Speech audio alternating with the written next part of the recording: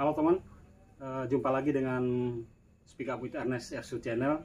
Dan senang sekali Ersu Channel kembali hadir untuk sahabat semua, untuk teman semua, dan terlebih untuk masyarakat Rotendao. Konten kita kali ini adalah kita bicara tentang sejarah perjuangan pembentukan Kabupaten Rotendao menjadi kabupaten definitif. Dan perjuangan itu kemudian atas anugerah Tuhan tercapai pada tanggal 10 April 2002. Pemerintah Republik Indonesia melalui DPR RI mensahkan Kabupaten Rotendao menjadi kabupaten definitif.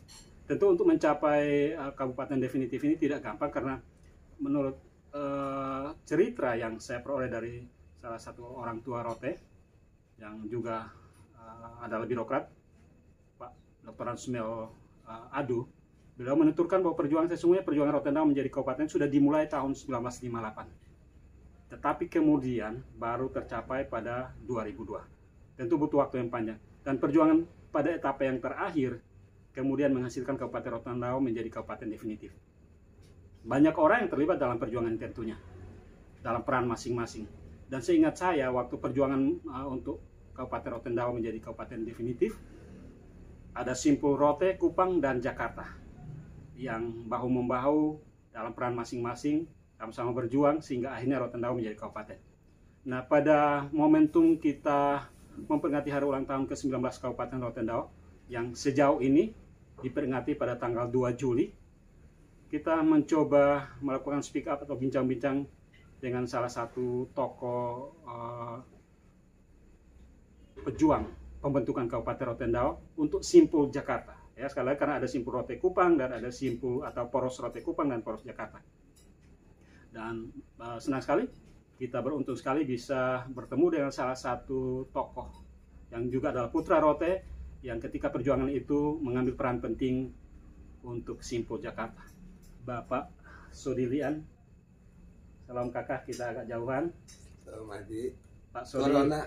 Iya, Pak Sodi sedang berada di Rotendao, kampung halaman, dan kita meminta waktunya untuk bercerita dengan Pak Sodi tentang perjuangan Kabupaten Rotendao, suka duka perjuangan Kabupaten Rotendao, khususnya untuk Simpul Jakarta, untuk Poros Jakarta, sehingga pada akhirnya 10 April 2002 Rotendao by Kabupaten Rotendao terlahir. Kita akan bercerita, saya memandu speak up ini dengan Bapak Sodi. Saya hanya prolog awal saya, setelah itu saya kembali ada di belakang layar untuk memandu jalannya bincang-bincang tentang sejarah perjuangan Rote ini. Oke. Kak Sodi, sebelum saya kembali ke sana, ketika tanggal 10 April setiap tahun, atau bahkan tanggal 2 Juli, karena memang yang terjadi sekarang ini adalah peringatan di tanggal 2 Juli ya Kak, hari ulang tahunnya. Apa yang Kak Sodi sebagai putra Rote membayangkan atau mengingat atau mengenang perjuangan Rotendao menjadi kabupaten yang akhirnya 2002, tetapi beberapa tahun sebelum itu sudah dimulai ya Kak Sodi ya? Baik, ini mungkin semacam penggalian sejarah ya. Saya antara tahun-tahun 70-71 tinggal dengan sering berbincang-bincang dengan Pak Desi Saudale, karena istrinya Pak Desi Saudale itu adalah mama kecil dari mama saya. Jadi seperti yang Pak Mel Adu tadi katakan, juga sama, beliau mengatakan bahwa perjuangan pembentukan Kabupaten Rotendao ini memang sudah dari tahun 1958. Berhubung adanya terbitnya undang-undang tentang pemerintahan daerah, maka ada pembentukan kabupaten-kabupaten, dan menurut beliau almarhum DC Sodale, kalau tidak salah koordinator CAP Rotendao yang pertama KPPS, yang sekarang koordinator CAP, dulu beliau dia biasa dipanggil Pak Koordinator. Itu di rumah dinas yang lama depan lampu mercusuar. beliau pernah menyatakan bahwa terjadi semacam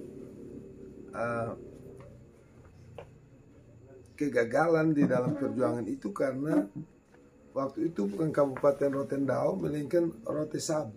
Iya, penamaannya. Namanya Rotendao Sabu. Maka berdebatlah orang Sabu dan orang Rote, masing-masing menginginkan ibu kota kabupaten itu tempatnya. Iya. Orang Rote inginnya di Baa. Ya. Memang di Baa sebelumnya sudah ada juga tempat tinggal Raja Rote. Lalu orang Sabu menginginkan di Seba tentu. Iya. Sebelum ada kata putus, karena salah satu syarat untuk berdirinya, syarat penting bahkan substansial adalah harus diketahui, disepakati di mana Ibu kota kabupaten itu. Maka sebelum tercapai mufakat antara tokoh-tokoh dua pulau besar ini, maka digantung dulu di Kabupaten Kupang. Sehingga sampai dengan tahun 2002 Rotendao dan Sabu masih menjadi bagian dari Kabupaten Kupang. Iya. Jadi singkatnya sampai pada deadline tidak terjadi kesepakatan sehingga saya tidak telusuri lagi iya. apa yang terjadi di tahun 58 sampai dengan 1997. Iya. Tapi kalau saya diajak untuk gali sejarah, saya hanya berani bicara Iya. dari tahun 1997 sampai 2002. Iya, itulah substansi kita, titik ataupun kita Kak Sodi. Jadi itu hanya pengantar saja bahwa memang perjuangan itu dari 1958. Iya. Namun tidak tercapai karena beda pendapat antara Iya. Sabu dan Rote. Kita ke perjuangan terakhir, fase terakhir yang 97 sampai 2002 ini. Kak Sodi, Pak Sodi waktu itu ada di Jakarta ya? Iya, Sementara. saya tahun 97 lagi mengikuti kuliah S2 di Institut Ilmu Pemerintahan. Iya. Dan berhubung adik saya dua orang menikah bersamaan, Iya. beda minggu saja. Di Rote. Di Rote, Yap. satu di Termanu, satunya dengan Nona Baa yang sekarang mungkin ada yang kenal Charlie, ya, iya. itu istrinya Nona Taek. Iya. Jadi pada saat itu sekitar bulan Oktober 97. tahun 1997 untuk pernikahan itu saya sendiri menjemput Pak pembantu bupati kala itu Pak Min Mesak, rupanya yang terakhir. Iya, iya. Pembantu bupati yang terakhir Pak Min Mesak untuk bawa kata hati keluarga, kasih nasihat buat pengantin, dan ibunya Ibu Mesak itu Ibu Mesak Lenggu Iya. bawa datang Potong kue. potong kue pengantin. Iya. Habis acara orang pada makan-makan. Iya. Herannya Pak Min Mesak ini tidak makan, Iya. tapi menghampiri saya, Iya. tarik, ajak ngobrol di pojok. Iya. Di situ beliau bisikan bahwa tolonglah, karena masyarakat Rotendao total, tokoh-tokohnya sudah tidak tahan lagi, ingin mempunyai sebuah kabupaten. Iya. Karena pada saat itu mereka menyaksikan Lembata Iya. sudah menjadi Kabupaten. Waktu itu dua daerah pembantu bupati, koordinator cap, atau kalau di Jawa dibilang Wedana, kewedanaan, tinggal Lembata dan Rote. Iya.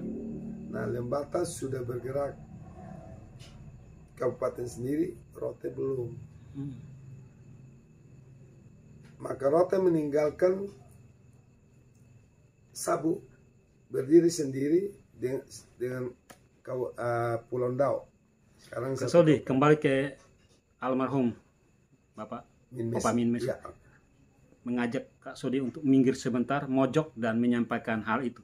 Setelah mendengarkan itu apa yang terbayang dalam pikiran Pak Sodi? Kak Sodi. Yang terbayang pertama pada waktu itu Dirjen PUOT, Pemerintahan Umum Otonomi Daerah, adalah Profesor Dr. Yes Rashid. Yep. Itu adalah rektor Institut Ilmu Pemerintahan sebelumnya, dan saya adalah ketua senat. Sehingga ketika beliau ke sana pernah minta saya membantu mata kuliahnya. Iya. Sehingga hubungan saya dengan beliau ini sangat dekat.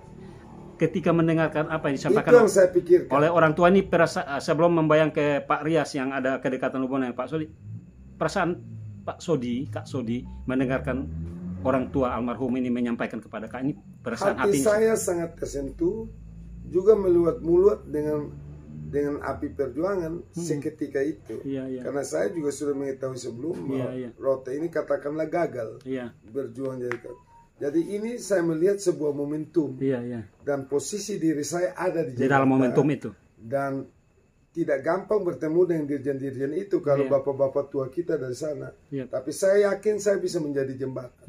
Menjembatani aspirasi yang begitu hebat dari seluruh penjuru Rotendao. Lalu Kak Sodi langsung menyambut apa Saya yang langsung menyambut dan saya katakan, kepada almarhum. Papa begini, setelah ini besok saya langsung pulang. Iya.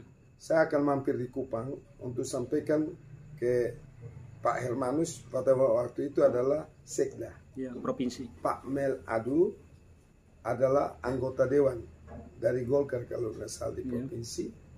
Dan jika mungkin saya akan bertemu Pak Pitalo, Iya. Gubernur NTT untuk menyampaikan aspirasi masyarakat ini. Saya juga berencana bertemu dengan Pak Iban Meda. Cuma pada saat itu beliau itu sangat sibuk, terutama mempropagandakan rumput laut. Iya. Jadi sangat sibuk dengan itu sehingga tidak sempat bertemu. Tapi tokoh-tokoh yang lain ketemu semua. Saya bilang, nah sebelum ke Kupang saya bilang kita bagi tugas. Iya. Saya akan bikin panitia, pesan buat panitia sepanjang jalur Baa. Ini Kupang. percakapannya antara Kak Antara Sodi saya dengan Pak dan Min Mesak, Iya. almarhum. Iya. Saya akan coba kali ini butuh kekuatan bukan saja masyarakat Rotendao tapi diaspora. Iya. Karena sedikit banyak memerlukan saling bahu-membahu untuk memperpendek jarak antara Rote dan Jakarta. Jembatannya saya yakin diaspora. Sehingga sampai di Kupang, saya bilang Bapak tolong saya. Pertama, kumpulkan data-data Rotendao semacam kabupaten dalam angka begitu. Potensi Rotendao dari segala aspek. Satu. Yang kedua adalah aspirasi itu harus diwujudkan dalam sebuah surat permintaan dukungan yang dilampirkan pada proposal tadi. Yang kemudian jadi ada 300 tokoh itu termasuk ayah kandung saya. Iya. Saya dengar beliau jalan kaki dari KK menuju ke Baa hanya untuk tanda tangan ini. Iya. Jadi saya sangat-sangat berdoa Tuhan kasih kekuatan supaya kita bisa wujudkan aspirasi tokoh-tokoh dan masyarakat Rotendao ini. Jadi dua hal itu yang saya mintakan kita bagi tugas. Kemudian jalan semua. Saya pergi ke antara Rote, Kupang dan dari Jakarta. sini ke Kupang, saya mampir dulu di Surabaya. Iya. Bentuk panitia perjuangan di Surabaya. Iya. Diketuai oleh Pak Detan yang dulunya adalah Kepala Agraria Kabupaten Kupang. Nah, beliau sudah MPP, jadi tinggal di Surabaya. Jadi saya sampaikan disambut baik oleh keluarga besar diaspora yang ada di Surabaya. Malam itu juga saya tembak langsung ke Jakarta. Di sana saya didampingi, saya tidak tahu rumahnya Pak Beni Balu. Iya. Sebagai jenderal yang waktu itu masih aktif. Iya. Saya sampaikan kepada begitu meluap-luapnya, membaranya. Kan jenderal, bukti meluap-luap itu. Iya. Jenderal yang bintang sekian, marinir yang sangat ditakuti oleh seluruh tentara itu. Iya. Kami ketuk rumahnya jam 5 pagi. Kak Sodi sendiri atau dengan Pak Cejo dan adiknya namanya Adi Baluk, anaknya Pak Guru Baluk di sini. Iya. Dua orang itu masih hidup. Jadi sudah 3 orang nih. Kak Sodi tambah 2 nih, Pace, Kak Pace dan. Ya mereka yang antar saya. Iya. Tolong antar saya karena kebetulan beliau itu di Marinir Cilandak, nah saya di IIP Cilandak, dekat. Cuman 5 menit lah dari situ. Apalagi dini hari, kita ketuk jenderal punya rumah, saya nggak mau tahu. Karena meluap-luap yang tadi itu api perjuangan yang udah bakar kita hanya dalam bisik tidak sampai setengah jam. Itu. Ternyata beliau dapat sambutan baik, kasih sambutan baik. Begitu kabar itu. Begitu kabar, saya bilang, Pak, Bapak Jenderal. Sebelumnya belum pernah bertemu? Tidak pernah ketemu. Saya tidak pernah ketemu tokoh manapun juga. Tapi ini kali pertama tokoh yang saya ketemu adalah Jenderal Benny Balu. Terus apa yang saya bantu? Tidak. Saya minta supaya Bapak menginisiasi undangan buat seluruh tokoh Rotendao yang ada di kabupaten, yang ada di Jakarta ini. Nanti kamilah yang akan undang orang-orang dari tokoh-tokoh dari Semarang, Bandung, dan Surabaya. Tapi Bapak punya tugas keluarkan surat undangan dari Bapak ingin isi pertemuan. Sebagai sesepuh powernya ini yang mau digunakan ini Kak. Saya langsung ke jenderal ini, karena dia juga dikasihi oleh seluruh tokoh Rote di sana. Langkah pertama itu yang saya ambil. Kemudian beliau tulis surat, bla bla bla. Kita antar, saya bikin stempel panitia yang gambarnya saya buat pohon lontar yang berbuah, yang ada berbuah, stempelnya itu. Ya, saya stempelin. Stempel itu masih ada kah? Ini kan memorabilia juga, ini merchandise juga. Saya masih simpan. Iya, itu jadi saksi perjuangan. Dia bentuknya bulat. Itu direkayasa sama Adi Alfred Mesa, di sini panggil Wawan Mesa. Dia yang rekayasa stempel itu. Dan kami pakai cap di atas Mayor Jenderal Benyamin Balu. Yang diundang adalah Yusuf Meru almarhum, Ece Mernelu almarhum, YN Manafe. Waktu itu Pak Manafe kayaknya lagi anggota dewan. Anggota dewan Jakarta, aktif di Jakarta. Tokoh-tokoh lainnya Alfaris Lian, seingat saya. Kemudian Bapak Sereh, Pak Benyamin Mesak, bukan yang pembantu, tapi yang bukan yang pembantu, tapi mantan anggota dewan yang berdiam di Cinere di Jakarta.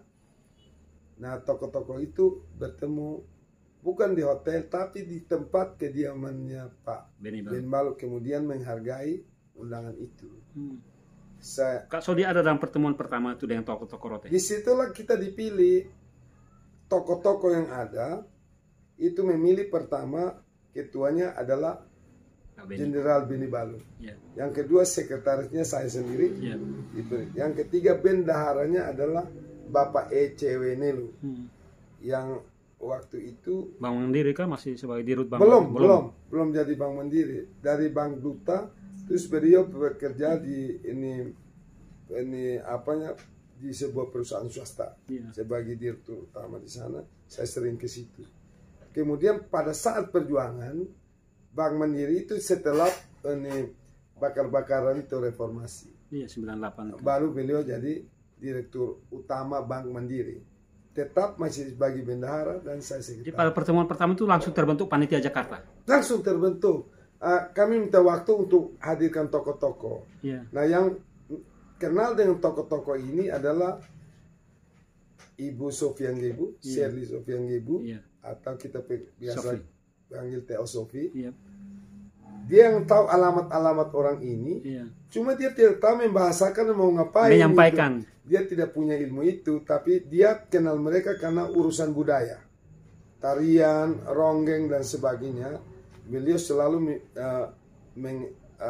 berinteraksi dengan tokoh-tokoh besar Rote ini, sehingga beliau tahu alamatnya, rumahnya di mana, kapan bertemu di mana. Ada yang dipertemukan di gereja, yaitu ECW Nelu. Jadi akhirnya singkat cerita akhirnya bertemu dengan tokoh Rote yang seluruh tokoh yang saya datangi, Pak Agus Tupu, Pak Adrianus Moy masih di Thailand. Bapak-bapak tadi yang saya sebut, semuanya bersedia bertemu. kecuali Pak Yusuf Meruk yang masih di luar Kazakhstan beritanya waktu itu. Lain dari itu yang saya sebut tadi, semuanya hadir dalam pertemuan. Pertemuan berlanjut terus. Pertemuan awal itu perdana itu di rumahnya Pak Jenderal Beni Balu. Yang kemudian melahirkan Panitia Jakarta ini, Kak. Panitia Jakarta yang tadi bapak-bapak yang sebut, selain Pak Beni Balu sebagai ketua, saya sekretaris, dan Pak Ecemeli lainnya adalah sebagai penasihat. Dua tokoh-tokoh, termasuk Pak Adrianus Moy, walaupun beliau masih di Thailand. Kemudian beliau datang bergabung lagi. Selebihnya di bawah saya ada tim penyusun proposal. Jadi proposalnya tugas Jakarta untuk kami dapat data mentah dari Pak Min Mesak, fax di tempat kosan saya. Kan saya lagi kuliah, kos di kosan orang Betawi, petakan orang Betawi. Disitulah kantor perjuangan sekretariat kita. Itu jadi tempat sejarah ya, Kak? Tempat sejarah, dan orang-orang itu masih, dan saya mau beli rumah itu sekarang. Betul sekali. Itu jadi mobil yang saya pakai, Vespa yang saya pakai, sepeda ontel yang saya pakai, masih ada saya simpan sekarang. Kalau mobilnya saya titip di Pak Charlie sekarang, udah dari tahun 2000 berapa? 2012. Itu saksi sejarah. isu. Oke, Kak, jadi singkat cerita Panitia Jakarta terbentuk, kemudian perjuangan-perjuangan Serangkut tetap bersinergi dengan Kupang dan Rote. Tentu bersinergi dengan Kupang dan Rote. Nah, di Kupang ada sedikit problem. Ada statement dari Pak Iban Meda bahwa hanya orang mabuk yang mau jadikan Rote kabupaten. Itu sebenarnya orang-orang menanggapinya secara lurus. Betul sekali. Sehingga kesimpulan sementara dari publik adalah Pak Iban Meda ini busuk, tidak mendukung, tidak cinta Rote, dia tidak setuju perjuangan Rote. Sementara saya ini kan sarjana politik.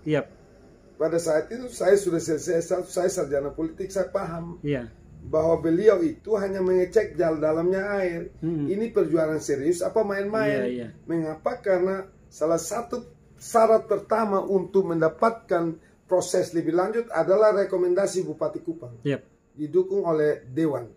Itu dasar pertama secara formal untuk ini bisa berlanjut.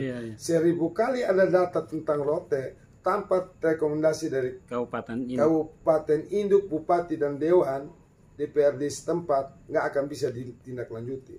Termasuk dalamnya rekomendasi gubernur dan ketua dewan provinsi. Iya, Kak Soli, jadi itu hanya semacam cek ombak saja lah, seperti Pak Iban Meda. Tetapi kemudian Pak Iban Meda itu seorang politisi yang sangat amat saya hormati. Dan kemudian perjuangan tetap berjalan. Walaupun dia bikin begitu, saya pernah teriak lewat telepon. Ternyata kita utus Adi Rendano bertemu langsung. Baru ketahuan beliau punya hati. Seperti yang saya perkirakan. Hanya mau ngetes dalamnya api perjuangan. Panasnya api perjuangan seperti apa. Ketika beliau mendapat reaksi, tahulah beliau bahwa ini serius. Beliau tipe pemimpin yang tidak gegabah. Tapi sangat cerdas dalam membaca situasi. Itu kesimpulan saya. Kemudian sinergi terjadi antara Rote, Kupang, dan Jakarta. Sinergi terjadi terutama setelah reformasi. 98. Itu mulai intens. Di Jakarta kami difasilitasi oleh para tokoh. Ada Pak Agus Tupu, ada Pak Edi Nelu, ada Pak Yusuf Meruk. Saya yang tadinya di kos-kosan, kemudian menempati Hotel Kemang. Jadi seperti ini Hotel Kemang ini miliknya Hotel Kemang itu kemungkinan sahamnya Pak Meruk. Ada di situ. Jadi saya sesuka hati di hotel itu. Jadi dari rumah perjuangan petak Betawi masuk ke Hotel Kemang. Loncat begitu Pak Yusuf Meruk datang. Saya sendiri pergi bertemu, diantar oleh Ibu Sofi. Tapi Ibu Sofi nggak bicara apa-apa. Saya yang sampaikan, oke, sekarang saya ada belakang kamu. Kamu jangan pernah jadi nasi bungkus lagi. Segalanya saya ambil alih. Mulai dari hari ini kantormu mewah. Tambah semangat lagi nih. Api perjuangan meningkat. Adik-adik yang dengan saya, Domi Bandi ada di Sumba Timur, Immanuel Dun yang asisten di Nagekeo Mbai sekarang, Leri Rupidara sekarang kalau tidak salah dia kepala biro perekonomian. Iya. Ada juga Bupati Chris Prying ini, Iya. Sumba Timur ikut juga berjuang. Jadi bukan cuma anak-anak kota, Bukan, tapi ada anak-anak. Imani anak Alor Iya. yang sekarang jadi kepala dinas di Sumba Barat. Ada juga namanya Beningalo kalau tidak salah pejabat di Atambua sekarang. Ada anak luar banyak, bahkan anak Medan pun bantu kita. Iya, dalam perjuangan. Dalam Itu karena teman-temannya Kak Sodi atau adik-adik semester atau apa? adik semester karena saya dituakan. Iya. Saya yang tua di situ, saya dan Chris Prying, Iya, Pak Chris Prying Bupati Sumba Timur. Sumba Timur sekarang kami dituakan. Karena memang angkatan di APDN juga Iya. kami tertua. Lain-lain itu lagi ambil S2 orang pintar semua. Ya, ini jadi kita sudah masuk di 98 ya. Pasca reformasi semangat. Sudah 98. Sudah 97 masuk 98. Ya. Oh, semangat.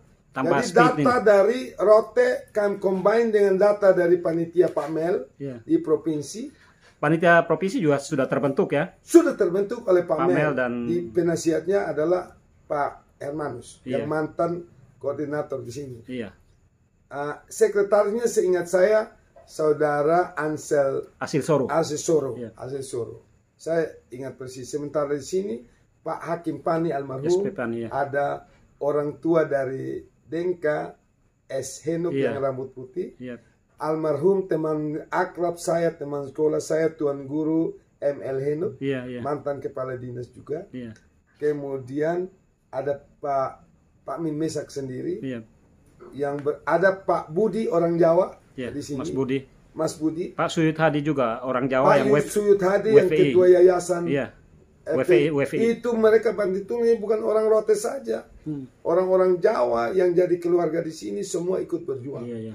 Itu. Jadi nyambunglah kami mengakumulasi seluruh data dari Kupang, panitia Kupang dan panitia Rote diolah oleh adik-adik kita yang tadi. Ya. 98 itu Adil agenda Rentano. perjuangan di Jakarta itu seperti apa? Apa saja Kak Sodi? Tahun 98 bersamaan dengan reformasi, Iya. Agak sedikit stagnan karena reformasi kah? justru malah makin semangat. Karena reformasi itu Memberikan angin segar. memberikan angin segar pada otonomi daerah. Iya. Bersamaan dengan itu, Menteri Otonomi Daerah jadilah Pak Ilyas Rashid yang tadi. Waduh, Prof. ini tambah mantap lagi. Jadi saya bawa proposal ke sana itu nggak pakai birokrasi macam-macam. Oh ya Kak, kita setback sedikit. Kan tadi Kak mendengar cerita dari Pak Min langsung membayang Pak Pak Ilyas Ilyas Rashid. Betul. Kemudian kembali dari Rote pergi Saya langsung lapor. bertemu. Saya langsung ke tempat dia. Iya, menyampaikan bahwa Rotendao Dia mau bilang, cepat kasih proposalnya ke sini. Karena momentumnya cocok nih. Iya. Saya lagi gebrak untuk otonomi daerah. Apalagi Indonesia. Pemekaran provinsi Papua direncanakan 3. Iya. Lalu kabupaten. Jadi dia bilang momentumnya tepat. Karena kita harus kerja keras untuk sebar ada kita badan otonomi itu apa namanya? Itu badan pertimbangan otonomi itu terdiri dari 5 kementerian 2 badan. Sehingga itu mengumpulkannya tidak mudah. Maka cepat kasih proposalnya ke sini. Ya, jadi 98 itu proposal sudah masuk ke kementerian Kak. Kami sudah susun proposal itu tahun 97. 97. November 97 sepulangnya dari saya sini.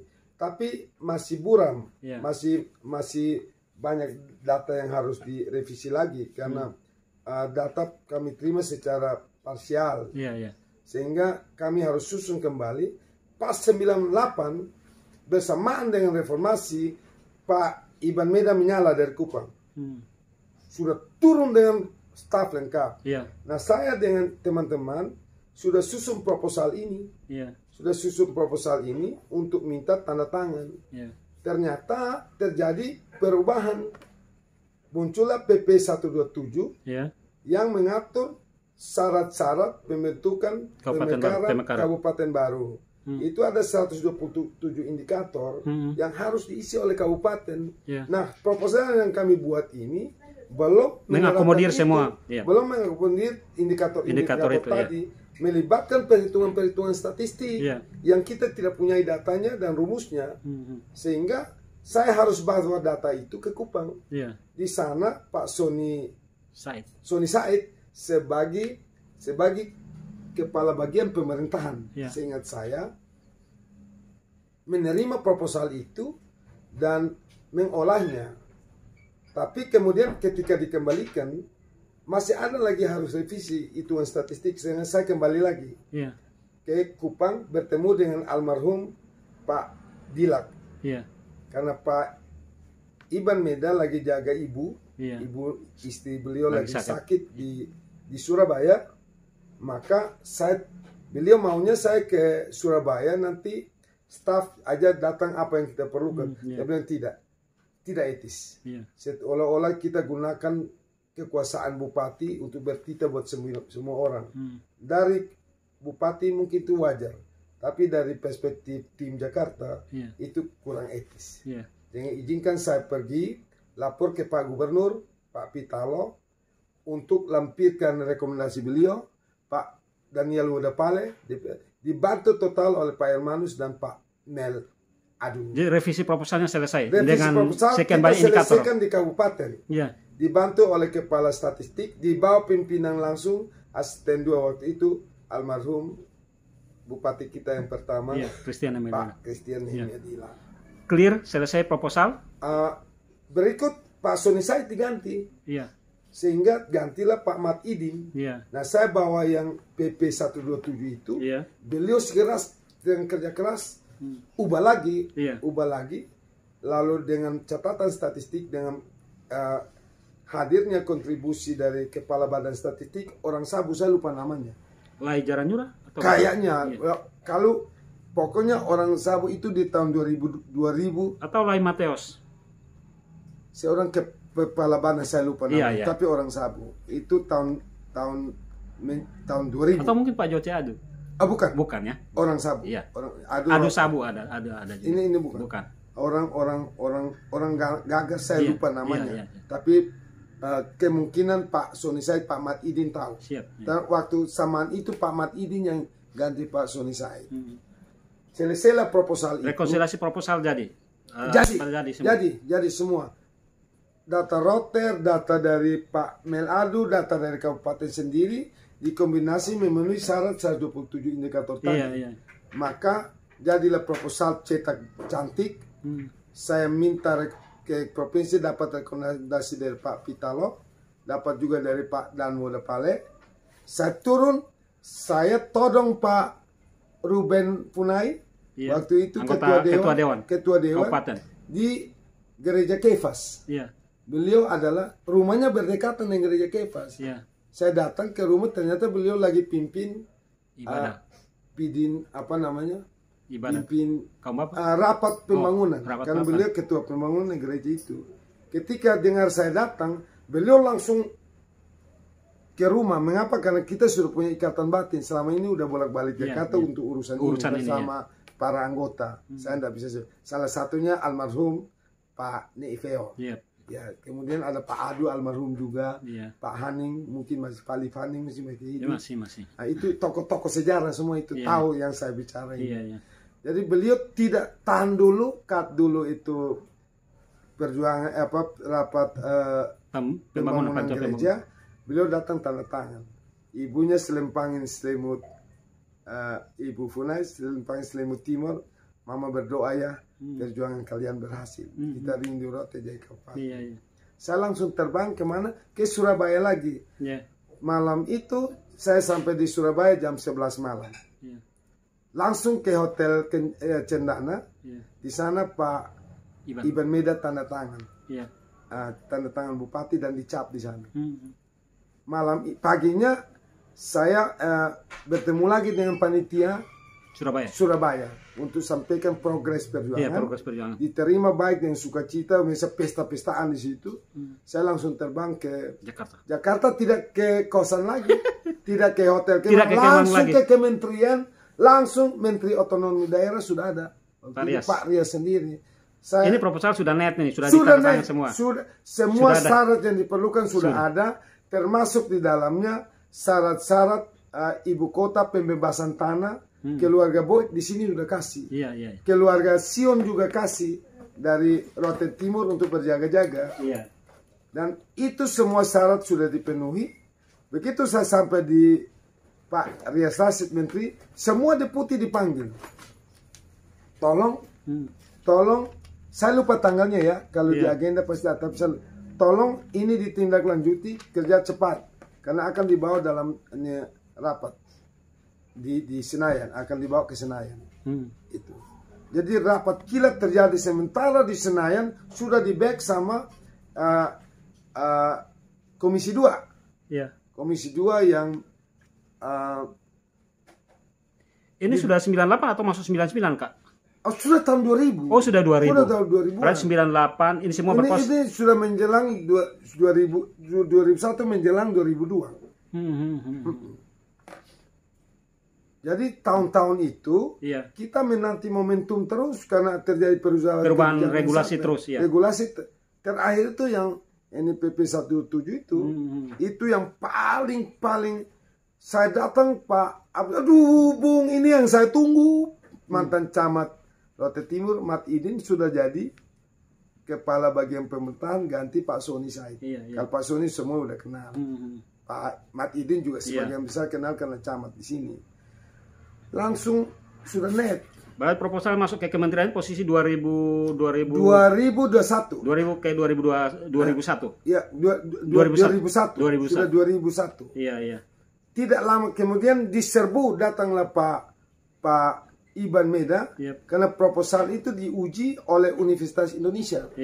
Kelayakannya.